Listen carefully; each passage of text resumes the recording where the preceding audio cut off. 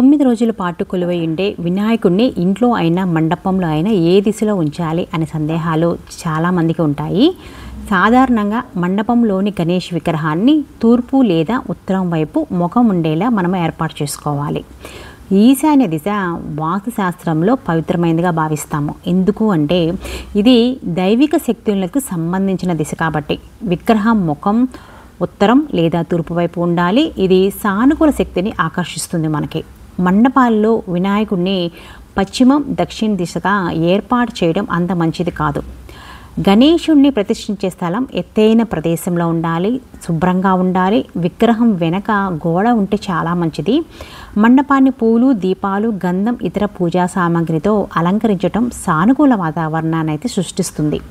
సాధారణంగా వినాయక మండపం అంటే ప్రజలు భారీగా గుమ్మిగూడే ప్రదేశం. అందుకే ఒక్కోసారి దొరికిన ప్రదేశాన్ని బట్టి కూడా మండపాన్ని ఏర్పాటు చేస్తూ ఉంటారు.